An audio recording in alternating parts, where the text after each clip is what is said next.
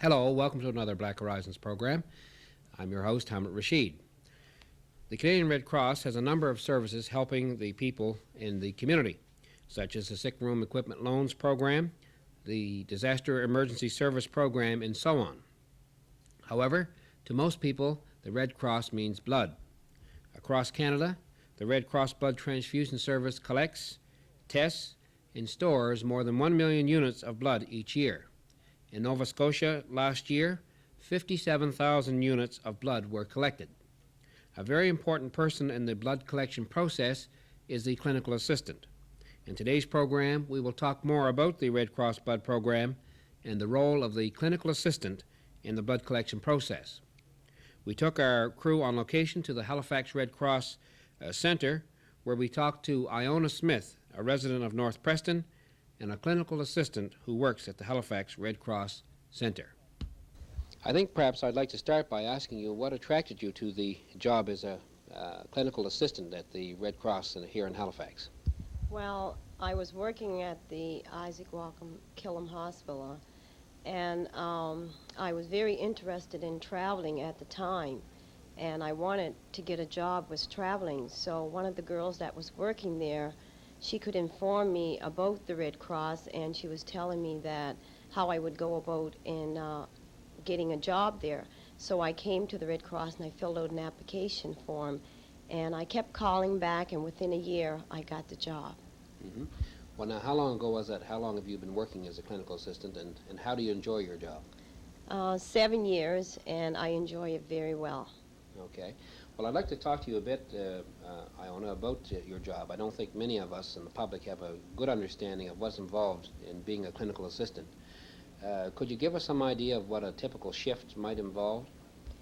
Well, our shift work is really 8:30 to 4:30, and at 10:30, this is just in the center, 8:30 to 4:30, and at 10:30 to 11:30 we have our lunch, and 12 to 3, that's when the donors come in, and at 8:30 to 10:30 we're working upstairs, and from 3 to 4:30 then we come back upstairs, and then we're working again. I see. We're packing for mobile. I see. So in the morning, when you're working before the donors come in, the only part of your day, actually a couple of hours, I guess, is spent with working with the donors. The rest is in sort of make-ready kind of work. Yes. Right. What kinds of things would you be doing when you mentioned upstairs? What kinds of things would that involve? Packing for mobile, like getting the equipment and stuff ready to go out. Mm-hmm. Well, I want to talk to you a little bit later in the program about what's involved with mobile work. But for now, I'd like to turn to this whole question of blood. The first question I have is, who can give blood? Can just anybody give blood? Well, first of all, you have to be 17 in order to give blood. Mm-hmm. Is there any upper age restriction? Do you cut off when... We cut off at the age of 66 when you're running into your 66th birthday. Mm-hmm. Are there any health considerations that are important? Yes, there is a lot of health restriction that you can give. We have a questionnaire sheet, and when the donor come in, we get them to read it over. And when they're an answer yes, they tell us, and we notify the nurse, and we tell them that they have a question on the sheet, and it tells them whether they can give or not. I see. What kinds of things would disqualify a person from giving blood? Well, roughly, I can't tell you everything, but if you're taking medication, yes, you can't give. It all depends on what type of medication. If you have high blood pressure, lung disease, cancer, if you're a diabetic, or there's a lot of things involved. Mm-hmm. Well, now, when one comes to give blood, how much, is there a limit to the amount of blood that you can give? Does everybody give the same amount, or does it depend upon the individuals and so on? No, everybody give the same amount, 500 cc. Right. Now, for those who may be watching the program, or like myself, who are not very good at metrics, how much would that be, roughly? It's not quite a pint, almost a pint, because there's a solution in the bag called anticoagulant, and that mixes the blood, stop it from clotting. I see. Well, now, how often can a person give blood? Can you go in every day, or is there a time limit between donations? No, there is a time limit. You only can give every 3 months. every 3 months. Mhm. So a person at the most then could only give maybe 4 or 5 times a year. No, if you get it right with the date, 4 times a year, you might be able to squeeze in 4 times a year. Hmm. Well, now, when a person gives blood, how does it affect? Does it affect you? Do you have to take periods of rest or anything when you give blood, or is it harmless as it appears? Well, they like you to rest after you give, and if you're doing exercises or biking or whatever, or tennis, they don't like you to go right into doing it because a person could get weak and they could pass out. Hmm. So before you come to give the blood, you should try to have a period where there's not too much physical Yes. exertion. Hmm.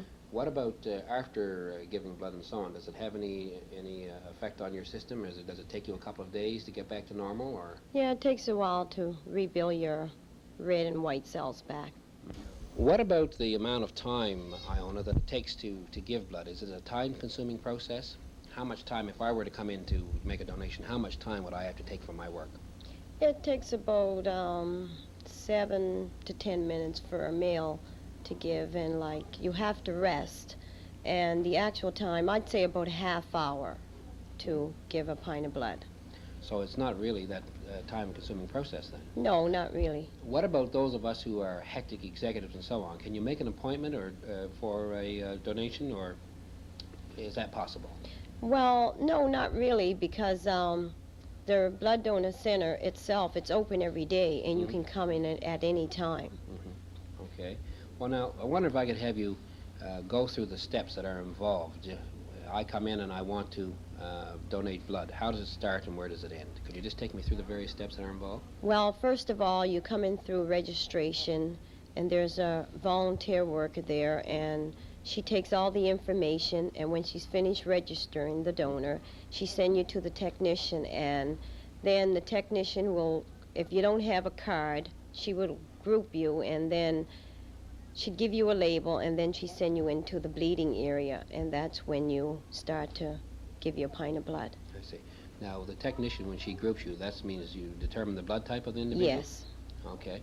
Now, after you've had your blood type and you go into you say the blood room, is it? Yes. Okay. What happens there?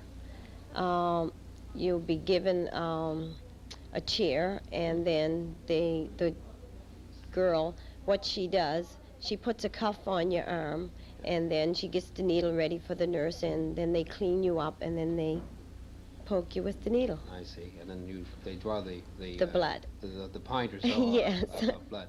Okay. After they've got the required amount of blood and so on, where do you go from there? The blood goes to the bottling girl, Mhm. and she seals the blood, and then the lab comes down and takes the blood up, and that's where we're finished with the blood, and then the lab works from there on. They look after the blood. Okay. Going back to the donor now, he's given the blood. He or she is given the blood. Mm-hmm. You mentioned a rest period. Yes, they go out there for a rest period for 10 minutes Mhm. until their arm finish bleeding. Okay. Well, now, it seems to me that the donors are all important in terms of this whole process. Without the donors, of course, you can't get the blood. That's right. What kinds of things are done to ensure that you have a good supply of donors? Well, we have a call list, and a lot of the donors are on a call list, and most of them that come in, like, they like to be called, and we have people, that does the calling. Mm-hmm. You also have times when you have special campaigns, when there are corporate campaigns, for example, when whole shops will come in. Does that happen often? Yes, we have groups and everything that comes in, and they send their crew in, and we do very well with the different groups that comes in. They help out well. Right. Who are some of the large groups in the Halifax-Dartmouth metro area that come as groups? Maritime Medical comes in, the vocational schools. Does Dockyard have a program? No, we dockyard, we do a mobile on dockyard. I see. Yeah, it's a mobile. Okay. The volunteers you mentioned when we were talking about the process that we go through, you mentioned there'd be a volunteer person at the registration desk and so on. How important are the volunteers to the blood collection program? The volunteer plays a big part, a very important part in the blood program. How do you get your volunteers? And are they given any kind of training, or do they sort of learn on the job as they go through? No, there is a lady that looks after the volunteer, and she tells them exactly where she wants them to go, and she gives them, their instruction, what they need to know. Okay. Well, now, you mentioned that volunteers play a very important role in the whole program. What kind of recognition is given to the volunteers and to the donors?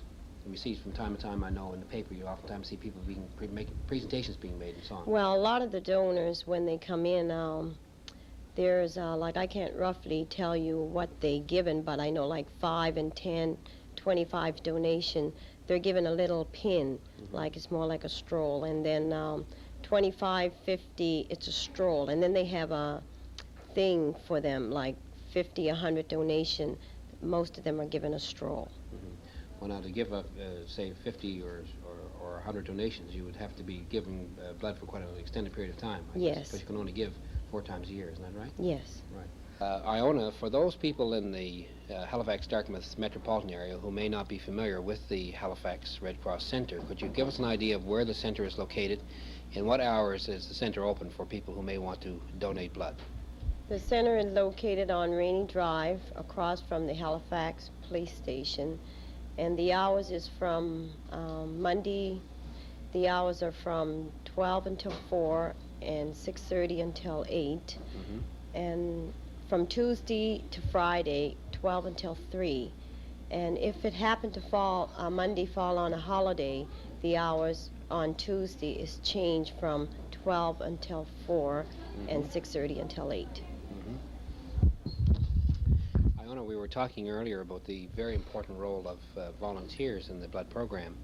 If there's people who may be watching the program today who might want to become part of the program, who may want to volunteer, is there a person that they could contact to let them know that they would want to get involved in a volunteer capacity? Yes, there is. They can contact Lois Fleming.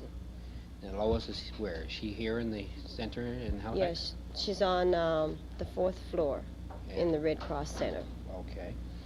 Now, we were talking about the Halifax Center, and before we went on the air, and you mentioned that this center plays a very important role in the Maritimes. Could you explain that? Yes, it does. It covers all of Nova Scotia and Cape Breton, and we also do PEI, Now, when you say it covers, what do you mean by that? the whole province. Right. All of the blood in. All of the blood that is collected in various provinces, like Cape Breton, the Valley, South Shore, it comes back to the main center here in Halifax. I see. Well, now, I was looking at some statistics before going on air today on the areas where the blood comes from, and I was surprised to learn that the bulk of the blood actually is collected outside of Halifax-Dartmouth. How is that done? Well, it's various mobiles set up outside of the Red Cross, and they have like a schedule, and each place that we go, there's a quota that they have to meet, and they tally each place, and like say for instance, if you go to Sydney, Sydney have a big amount. It all depends on where you're at, like Glace Bay, New Waterford. Well, now, is there an individual that's responsible for organizing these mobiles? Yes, they have a contact person. That's what the person is called. And the main people in Halifax get in touch with those people, and they tell them, how many pints they need, and they look after the area. Well, I was surprised when we were talking earlier, saying that these mobiles are often set up as far in advance as a year. Is that right? Yes. So they had one person, I gather, then, that would work on this. That would be pretty much their sole job, organizing these Yes. mobiles. Well, now, what's involved in a mobile unit? I gather that all of the blood that's collected is collected from mobiles that go out from Halifax office? Yes, it is. Right. What does a mobile team consist of? A mobile team is consisted of 3 drivers, they're called transport drivers, 8 clinical assistants, and 3 nurses. And that comprises a mobile unit? Yes. The drivers you were mentioning earlier are the whole team is female. Is that right? Yes, it is. You haven't had any complaints of sex discrimination on that, have you? Not right yet. Is there a reason why all of the crew is female as opposed to mixed male and female? Well, I don't really know, because I never really ran into the situation, so I don't really know. Right. Well, now, how does it work? How do you know when you're going to go on a mobile? Well, it's scheduled in advance when you're in the city and when you're out. So the team, it's a schedule made up, and it tells you whether you're in or whether you're out. So you know in advance when you're going out. Do you have a choice? Can you choose to go on a mobile, or are you assigned by your supervisor? Assigned, like the supervisor make up the sheet, and she let you know when you're scheduled to go out. Right. So now, is your time roughly divided between being on the road and then working out of a head office here in Halifax, or is it evenly split, or how does it work? It evenly split. Like you might go out during the summer for 2 weeks in a row, but that's because vacation time. Otherwise, it split, evenly. Okay. Well, let's follow it through. You come in and you discover that you're on a mobile, say for Barrington. And you come in. Take us through it from there. You come in, and what would happen? Well, this week we're going to Barrington, so we leave Monday morning at 8 o'clock, and we schedule to have lunch. After we have lunch, we have to be there an hour ahead of time, and we have to set up, and clinic is from 2 to 4:30. Then after clinic is over at 4:30, we go for supper. After we finish supper, we go back for an evening session, and that's from 7 to 9. And after we finish from 7 to 9, we pack up and load all the gear up, and then we go back to the motel. So we're out for the whole week. Mm-hmm. Well, now, would you visit, you're out for a whole week, that would mean that, of course, that you must be visiting other spots as well. Yes, on Tuesday we're doing Shelburne, and on Wednesday we're doing Liverpool, and Thursday we're doing New Germany. I see. So you, on a particular mobile, you might cover as many as several towns then. Yes. How many donors roughly would that comprise? How many would you be able to process, say, in a 2-hour time span? About 150 to 200. It all depends. It varies. Mm-hmm. Okay. Well, now, do you enjoy the travel, I gather, from what we were saying earlier? Like you like to be out on the Yes, on the I mobiles. do. Do you prefer to be on the mobiles as opposed to working out of the Halifax office? Well, no, not really, because I'm getting tired of the traveling now. I'd rather be in the center, but that's inconvenient. I see. Well, now, you've been at this now for about 7 years, you were telling me earlier. I suppose in that span of time you must have had some interesting things that have happened to you. Could you tell us about some of the things that have happened? Well, I only have one thing that really happened to me, and that was coming from a mobile from Cape Breton. And that was where me and one of the transport driver was coming back. And we saw this trailer camper, and there was a donor that was having a heart attack. And at that time, the lady wanted some help, and neither one of us knew how to do CPR. So we were asked to help. So, like, with little experience that we had, like, I went in there and assist with what I, knew, and that was it. But, through the whole thing, he didn't make it, and that was the only thing that I experienced. So he did make it? No, he didn't. He did not make it? No. I see. What about we oftentimes, when we think about blood donations, we have the images of big football players coming in and have their finger pricked and fainting and so on. Have you had any like that happen? No, not really, no. No? No. No, you haven't had anybody who's fainted there? No, I have a couple that come up at the technician, and they have passed out by the table. I see. So that would be at the point where they're about to give the blood, you mean? No, at the point where they just have their finger pricked to see. test the blood. More males or females because of that experience? Males. Most of them were males. Most of them were males? Yes. I see. Okay. Well, now, working in this occupation brings you constantly in contact with the public. Do you find that most of the people who come to donate blood, are they pleasant people, or how have you found the donors to be, generally speaking? Well, the donors, they're very generous, but you find some, people that are really hard to get along with. So, but if you're working with the public, you got to know how to deal with them. Mm-hmm. So that don't really bother me. Mm-hmm. Well, now, one of the things that appeared to me in looking at the statistics is that the people outside of the Halifax metropolitan area appear to be more involved in the program than in Metro. I was surprised by that. Does that seem to be your observation as well, that people tend, in the smaller areas, tend to patronize the blood program much more than they do in the Metro? Well, it could be that, but then, like here in Halifax, the mobile clinic is open here every day. Mm-hmm. But where in the smaller area, you only go there maybe, once every 3 months. So that's the only time they can give. But here in Halifax, the clinic is open every day for the, For the public. for the public. Well, that might perhaps work against the program. I guess in the smaller areas it would be seen as somewhat of a special event, I guess. Yes. Whereas here people sort of take it for granted, I suppose, that They it's can- open every day, they can come in every day. And they can come in at any time. Right. Well, now, you travel across the province, and of course, many of our viewers will know that there are approximately 30 or so black communities across the province. Do you find that there's a considerable number of blacks who attend the mobile clinics? No, a very low percentage of blacks give that don't give, Mhm. and they should be giving. Mm-hmm. Where do you find, is there any area that stands out where blacks give more than any other? Well, Dartmouth and Halifax itself, that's the higher percentage, but any place else, it's very low. The odd second or third person. Well, Iona, you mentioned that you've been here 7 years now. Is this the kind of job that people come and stay in, or has there been a fair amount of turnover? Are most of the girls that are working here with you now, are they the same ones that were here when you came 7 years ago? No, it has been a big change. You mentioned that there's been a lot of changes. Is there a reason for that?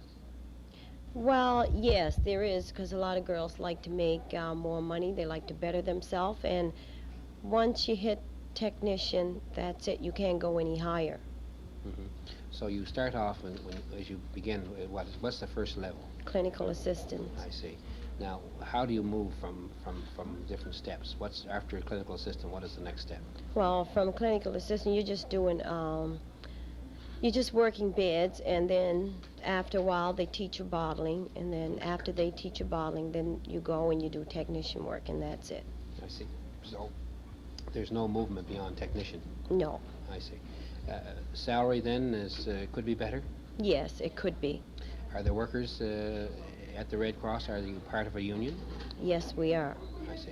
Has that assisted you or hindered you, do you think? Well, the union, to me, it plays a big part. And I find, since we had a union, I find that the union really brought us a long way. Mm-hmm. It have really improved us a lot. So when you first came here 7 years ago, the workers were not unionized. Yes, they were when I first came, but we were under another union, and the union that we had, it was mostly the girls that were taking care of it. It was the girls itself. But then the other union that we went into, we had more like a male taking care of everything, and all we had to do was give it our opinion and, whatever. Which union group are your workers part of? Now, You now. our civic workers. So that's the Halifax? Civic workers. Halifax civic workers. Yes. I see. So then, going back to the staffing again, then all of the workers who will work the program would be located in Halifax then? You don't have any other workers that are outside of the Halifax-Dartmouth area? We have other workers, like Red Cross itself Mhm. have other workers. But those that are associated with the blood program, I mean, they're all here Yes. in Halifax. Well, now, what's your prognosis for the future? Is this a job that you think you're going to stay in? You're comfortable in staying in this job, or what are your aspirations for the future? Well, really, for the future, I like to really better myself if I could find something else that I'm interested in. I love working with recreation, and if I could get involved with something like that, or working with the public, I always like to work with the public. And if I can find something, working with the public, I would sure, take a chance at doing it. Mhm. Now, going back to your workers here, all of the travel and so on involved, I suppose you get to be fairly close where you have to travel so much together and so on. Do you usually travel with the same group, or does it vary?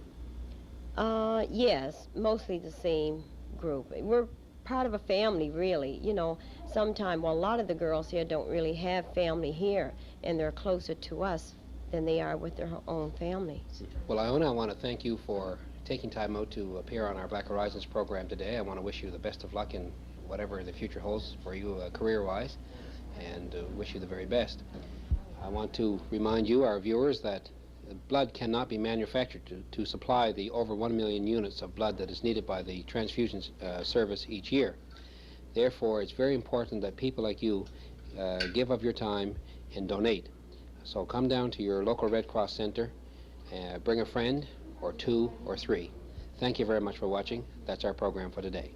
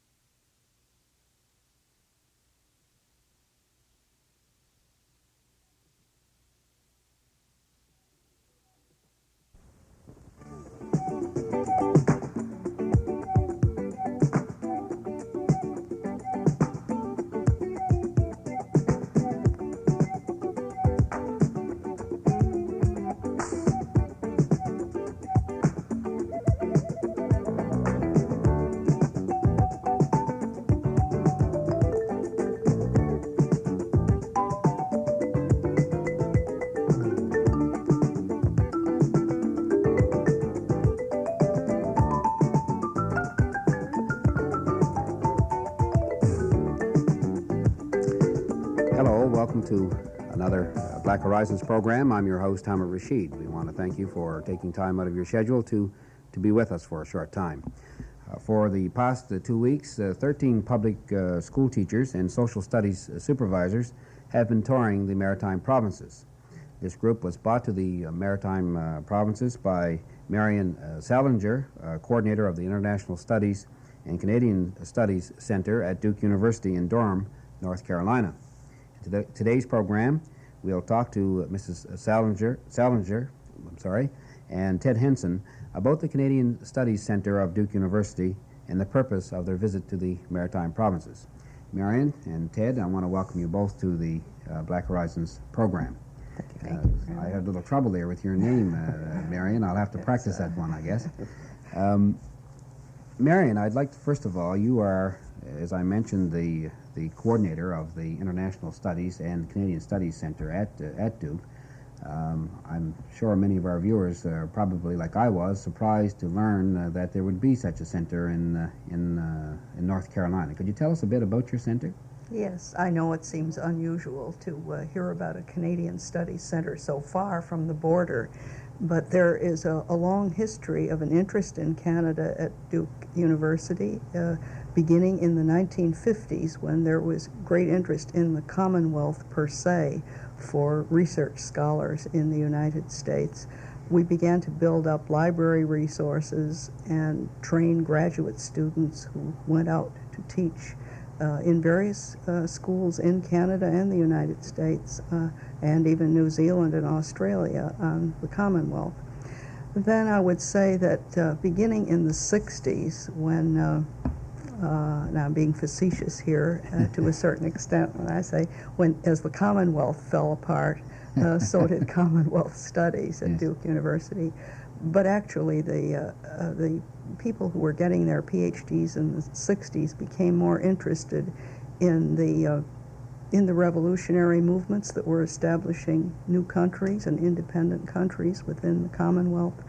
And so they began to concentrate on South Asia, on sub-Saharan Africa, and they were no longer interested in the themes that united Commonwealth studies and the Canadian studies researchers and students too, relying upon the resources at Duke, created really out of then whole cloth a Canadian Studies Center, and we produced many PhDs from Canada too over the years.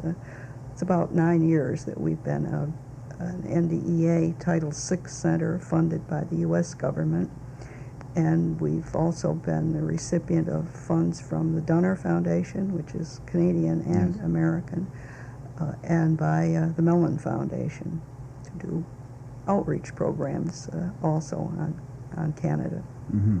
Well, many people, when they, I know, travel to the United States, I know this has been my experiences, but especially to many of the distant states. When you mention you're from Nova Scotia or from Canada, oftentimes people have a faint recollection of, or may have some scant knowledge of where that is and so on, but generally they don't have that much knowledge about Canada. They don't have the same kind of, like here we get the American television, so we get some kind of a glimpse of what's going on in the United States, but it doesn't happen the other way around.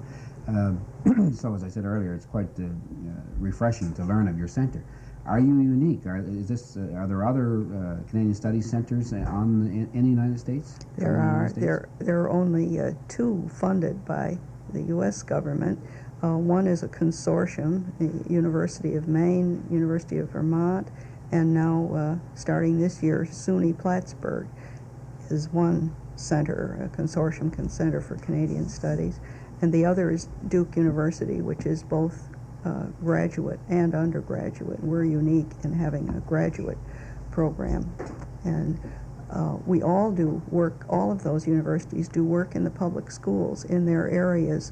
We work very closely together to try to serve the rest of the country and other school systems too. We are a little brotherhood of missionaries, one might say, for Canada. Right. Well, now, I know you have some contact with as a result of your work with the Canadian government. What kinds of support do you get for your programs from the Canadian government? Well, the Canadian government does give us support for specific programs from time to time in small amounts, of course. And this is part of the budget of the academic division of your Department of External Affairs, a certain budget that's shared with Canadian Studies programs in all parts of the world, Latin America, Europe, Great Britain, and the U.S. What they do doesn't come to us so much in dollars, but in sending us speakers from Canada Yes. when we need them, holding workshops for us when we come to Canada, giving us briefings. They put a good deal of their support behind our work with the National Social Studies Council. At the annual meetings of the council, you will find a table of Canadian materials now where all of us who represent Canadian studies at the universities come to talk to teachers and try to influence them to teach in school districts across the whole country. And the external affairs people are very helpful with material support for this presentation. Mm-hmm. Well, now, what is the situation with respect to the teaching of Canadian Studies in the public schools in the United States? I know from talking to you earlier that you participated on a national study on the teachings of Canada in American public schools. Could you tell us a bit about the situation generally and your work with this particular study? Yes, a colleague of mine from the University of British Columbia, Donald Wilson, who's a professor of education and is experienced in Canadian curriculum, Canadian Studies curriculum development in Canada, and I were assigned to do this national study. We spent about a year and a half going across the United States. He had taught in the United States, so he was the perfect coordinator for this kind of project. And my contacts helped us know where to go. And so we were absolutely amazed. We haven't made our recommendations yet or finalized our report. And we circulated a questionnaire to teachers asking them what they were doing on Canada in the specific classrooms where we visited, and that all has to be collated. But in general, we were very heartened and very surprised because Canada is being taught. We just don't hear much about it except through our centers. But by visiting the consulates in the United States, we found that teachers are appealing almost en masse to the consulates to help them with materials for teaching. This all grows out of the recognition at last that world history must include continental history. Yes. And then we look to the north and see that we have a very important neighbor there, and it's coming to the attention of the teachers, perhaps because Canada's in the news more in the last 5 years in American newspapers. And I think there's a great deal to be said for trying to get in touch with the media and convincing them that it's important to print news about Canada and to present programs on Canada, because that's the way the classroom teacher will be aware of the importance too. Mm-hmm. But it's a very heartening picture across the country, even in places like the far west in Arizona. They've begun to work in the public schools where everything has been Mexico until now. But it takes the presence of an individual who cares. It has to be somebody who's willing to gain entree into the public schools and do something about it. And many of these are the people we've graduated with work in Canadian studies at Duke, who've gone to teach University of Arizona, University of Southern California, who will do something about it. Very, very encouraging. Well, Ted, I want to turn over to you for a moment. I understand that you work with the center as well as a outreach assistant, and in addition That's to that, correct. you're also a social studies teacher at the A.M. Rollins School in Henson, Right. North Carolina. You're one, I guess, of the 13 public school teachers and social studies supervisors that are part of the trip. Why did you decide to come on this particular trip, apart, I suppose, from wanting to see the beauty of the maritime region? Well, there's many reasons for coming on a trip like this. We're very proud of the fact now that in North Carolina we have mandated the teaching of Canada in the 5th grade level. And we feel at the center that one of the best ways that we can encourage the teaching of Canada is to give our teachers first-hand experience, just to see the beauty, to interact with the people, and to get to know our northern neighbor. And this was the major thrust behind the planning of this trip. In the past years, we have made similar trips to this to Ontario, Quebec, and last summer I took a group to Alberta. But this is our first time in the Maritimes. So we were excited about this because we felt that it would broaden our own horizons and give us another glimpse of yet another section of Canada. And when we can get teachers excited about Canada, then they in turn go back to North Carolina and they get their students excited about Canada. While they're here, they're working on curriculum projects. They will take these projects back to the school systems there and put them into work at their local school. Mm-hmm. Well, now you mentioned that the studies, Canadian studies, is mandatory at grade 5 level, I believe, That's in correct. North Carolina. Yes. Is North Carolina unique in that? Or what was behind the decision for North Carolina to start it at grade 5? Well, we are the first state to do that, and we're very proud of that fact. It's always been part of the 5th grade curriculum. Yes. Unfortunately, very often the teachers devoted all of their time to the U.S. portion and very rarely got to Canada. So we had a revision of the curriculum, the statewide curriculum in the state, and we felt that we needed on the 5th grade level to give our students an introduction to not only the United States but also Canada and Latin America. So we decided that the best way to do this was to say that in the 5th grade we would spend half of the year looking at the geography and culture of the United States. And then the remainder of the year we would divide equally between Canada and the Latin America countries. Mm-hmm. Is the fact that North Carolina is one of the first states to do this related at all to the fact that the Canadian Study Center is located in North Carolina at Duke? I think so. I think that had a lot to do with it because we've had a lot of very good people from the Canadian Studies Center that's been working with the State Department of Public Instruction. The center has been a source of information for the teachers to use, and I believe that helped to promote Canadian Studies all across the state. Mm-hmm. Well, now, I understand that your group spent a full day with the officials of the Black Cultural Society in the province here and representatives of other black organizations and so on. What was behind your interest in spending this time with the black community here in Nova Scotia? Well, I think part of the interest that was spurred there came from the fact that we are from the South. We have a large percentage of minority students in our schools. The school that I work in fact, is 60% black, 40% white.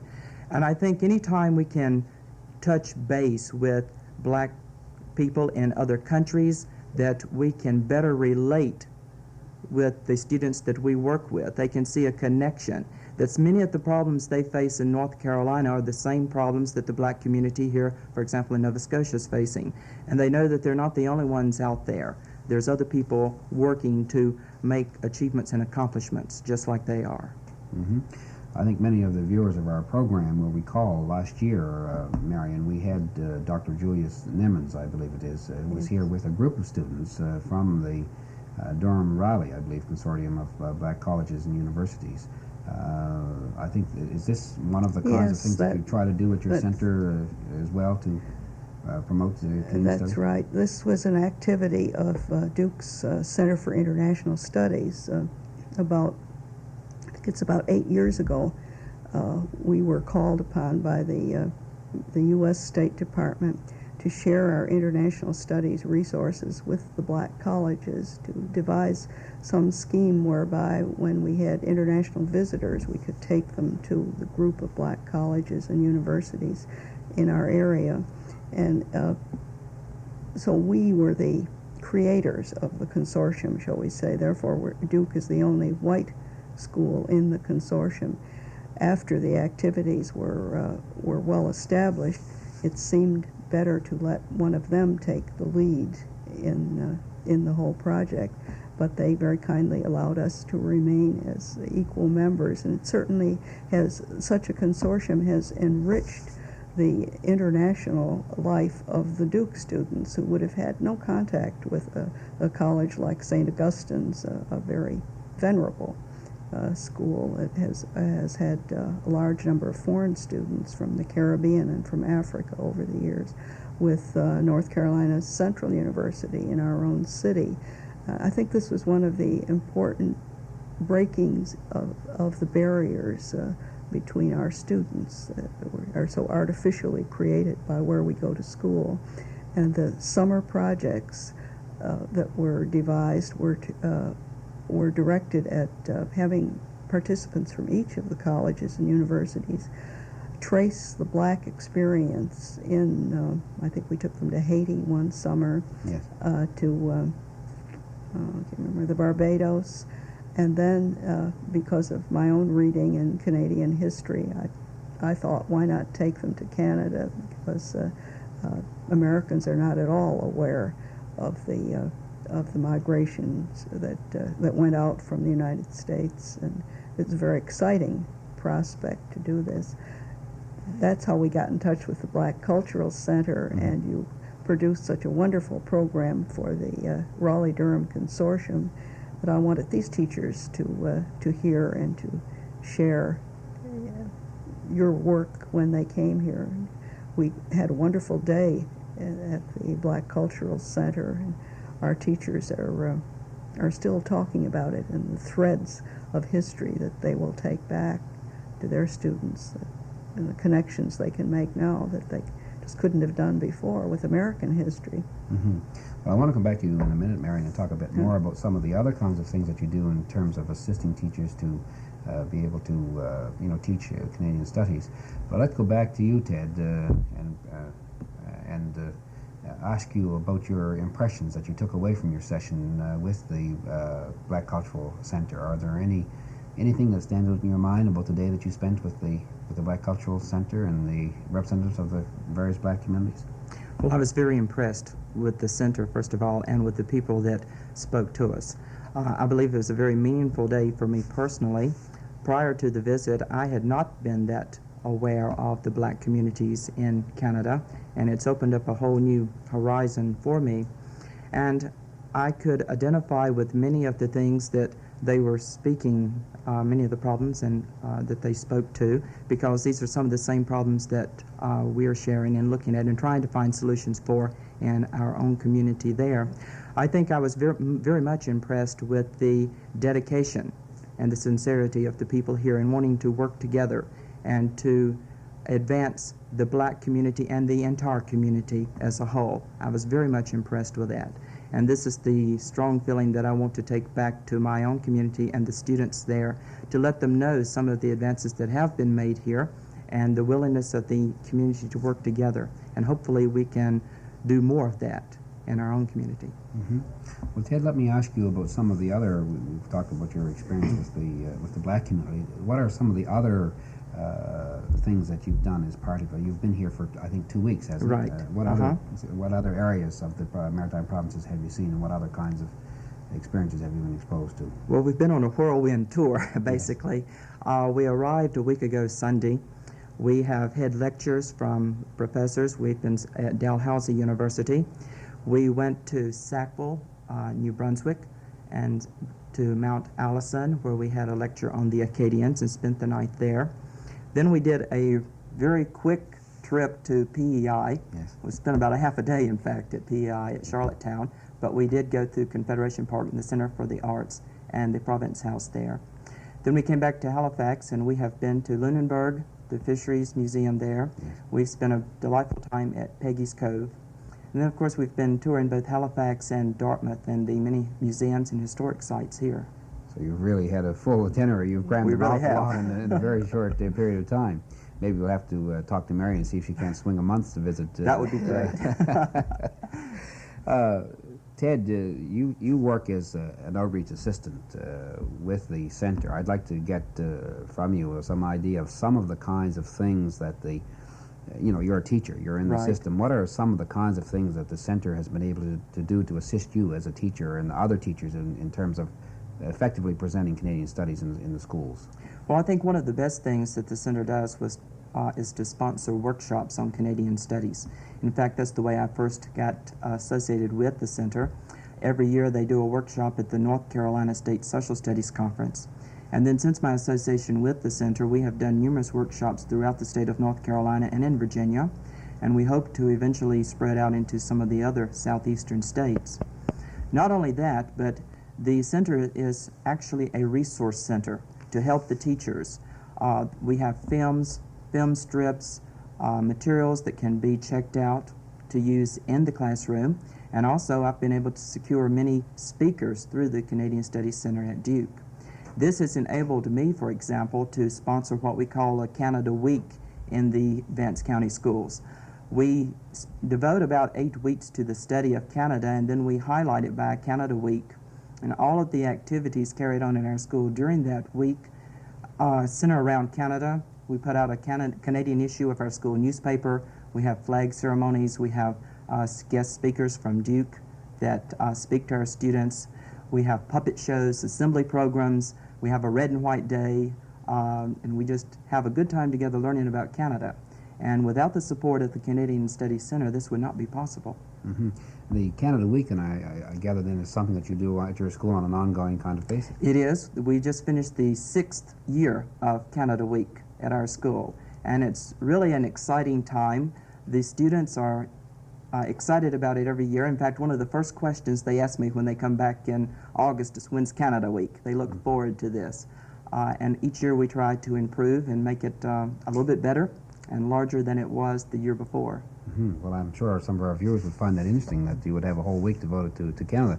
In fact, it may very well be that we should be organizing perhaps an exchange visit to go down to North Carolina, perhaps during your Canada Week. We'd love to have you come. That would be, I'm that sure would be lovely. We'll have to work on that. Yeah, we'll have to work on that one. Right. Well, Marion, I want to come back to you for a moment and just discuss the national situation a bit more. I would gather from what has come out of the program to this point and from our discussions at this point that your center really is in the vanguard of this whole movement. Yeah, we are. And you know, that a lot of credit, I guess, would go to your center for starting this particular kind of thrust. What is your? You mentioned earlier that you were optimistic, but I mean, across the country now, you've mentioned you haven't finalized your report, but what is your prognosis for the future with respect to Canadian studies? Well, I think it's very positive. As I said, I'm not sure, looking at things in the present political climate, whether that's all good, because it may, remember I am with international studies and Yes. not only Canadian That's studies, right, and I wonder if it doesn't mark a certain retreat at the same time. It's in the eyes of many Americans, it's an easier thing to do, to look at Canada, because they don't see the complexities.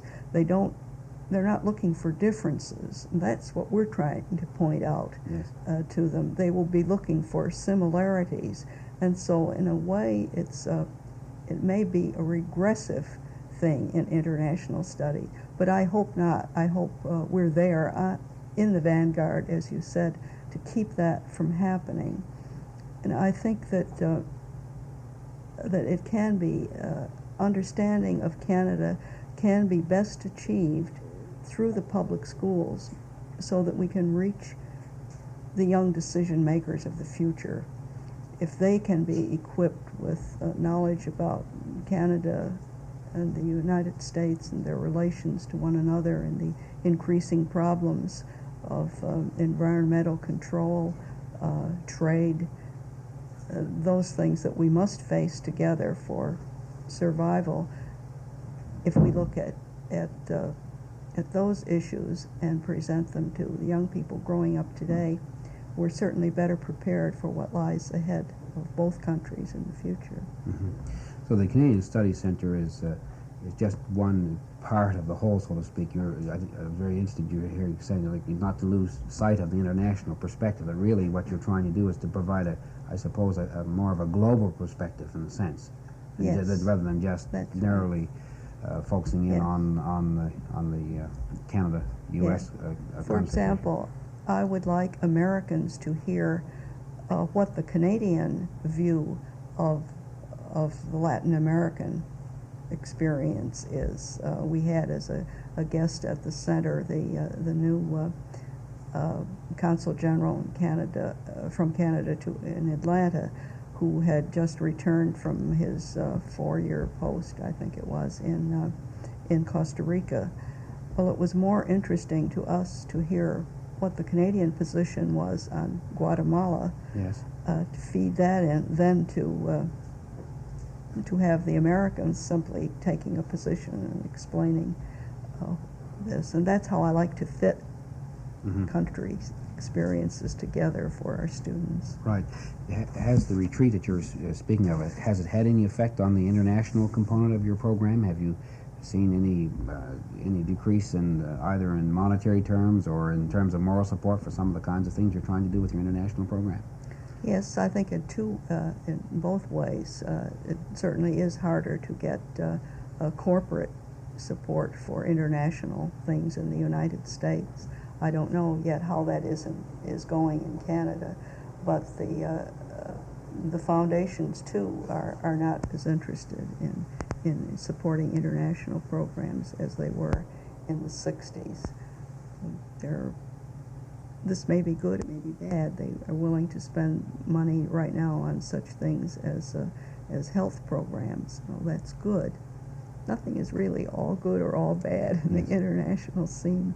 But the presence, the posture must be maintained by the handful of international centers, I think, across the country to weather these times.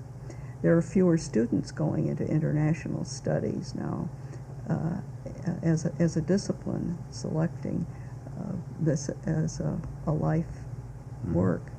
But on the other hand, I'm very heartened indeed by the young people coming out of our professional schools. I would say this has happened in the last 2 years, who now want to give 2 or 3 years to work in a developing country.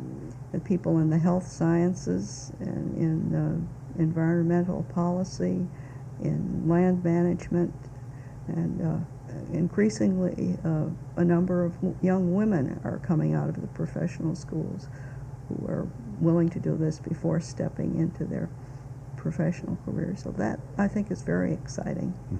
Well, Marion and Ted, I want to thank you both for taking time out of your very, very busy itinerary to be our guest on the Black Horizons program. I want to wish you all the best with your center. I hope the years ahead will be fruitful and good. And look forward perhaps to Ted coming down and joining you for your Please do. Canada Week celebrations. As we say in North Carolina, we'll say it in reverse, you all come down to see us. Right. Well, thank you very much for watching. That's our program for today. Join us next week.